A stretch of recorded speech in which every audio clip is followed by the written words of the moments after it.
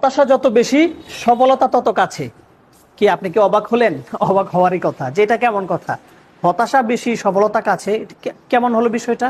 তো সেই বিষয়টা দেখার জন্য, বোঝার জন্য আপনি আমার সাথে এই যে চার্টটা আছে, সিম্পলি 2 মিনিট লাগবে, একটু বোঝার চেষ্টা করুন।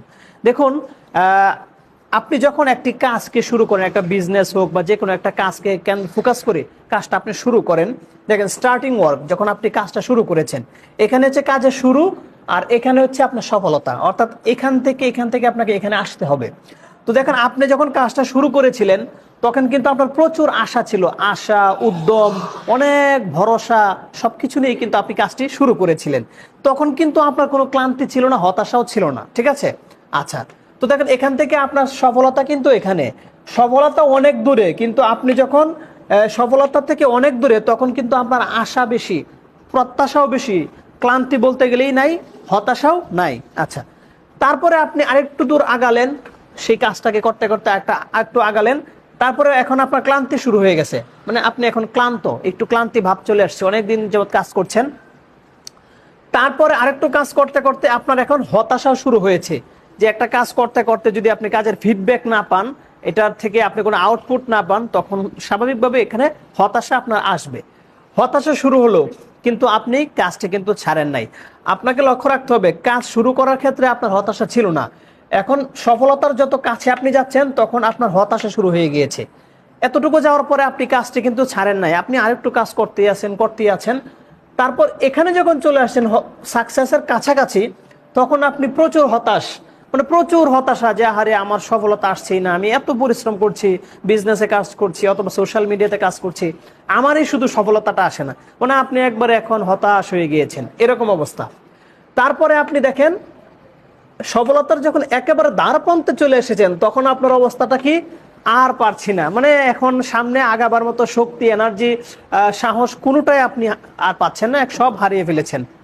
কিন্তু আপনি দেখেন, আপনি যখন কাজটা শুরু করেছিলেন তখন সফলতা থেকে অনেক দূরে, তখন আপনার মধ্যে আশা ছিল, আপনি কিন্তু একেবারে হতাশ ছিলেন না, আর পারছি না এমন মনোভাব ছিল না। কাজ করতে করতে করতে করতে যখন আপনি প্রচুর হতাশ, আর পারছেন না, তখন কিন্তু আপনি সফলতার একেবারে কাছে। এখন আপনি যখন নাকি যে একটা জিনিসের পিছনে সময় দিতে দিতে আপনার পক্ষ থেকে চূড়ান্ত পর্যায়ের পরিশ্রম আপনি এখানে ঢেলে দিবেন, তখনই বুঝতে হবে যে আপনার সফলতাটা একেবারে কাছে চলে এসেছে। সফলতা না পাওয়া পর্যন্ত যদি আপনি এখান থেকে ব্যাক করে চলে আসেন, কথার কথা আপনার সফলতা এখানে, শুরু করেছেন এখান থেকে, এখন সম্পূর্ণ বিষয়টা আপনার যারা শ্রোতা অডিয়েন্স আছে তারা দেখতে পাচ্ছে।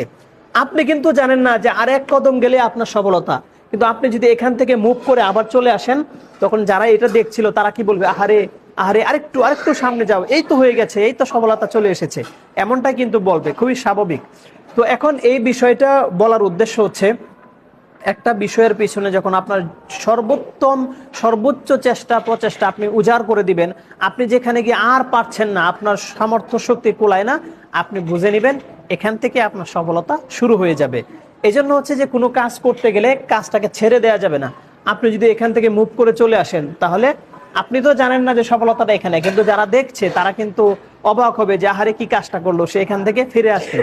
তো এই জন্য আমি বলেছি, আপনি যখন কাজ করতে করতে একেবারে চূড়ান্ত পর্যায়ের হতাশায় চলে যাবেন, তখনই বুঝবেন যে আর এক কদম দিলে আপনার সফলতা, মানে সাকসেসের কাছে আপনি চলে এসেছিলেন।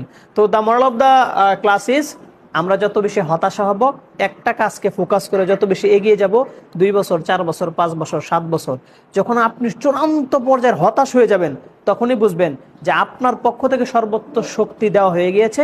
এখন আল্লাহ পাকের মদত আসবে, আল্লাহর পক্ষ থেকে আপনার জন্য রিওয়ার্ড আসবে। তাহলে আমরা যেন যে কোনো একটা কাজ শুরু করলে কাজটা না ছেড়ে দেই, এবং নিজের পক্ষ থেকে প্রচেষ্টা শেষ হয়ে যাওয়ার পরে আল্লাহর কাছে দোয়া করা, আল্লাহ পাক অবশ্যই আপনাকে আমাকে সফলতার দ্বার প্রান্তে পৌঁছে দিবেন। এই জন্য বলেছি, হতাশা যত বেশি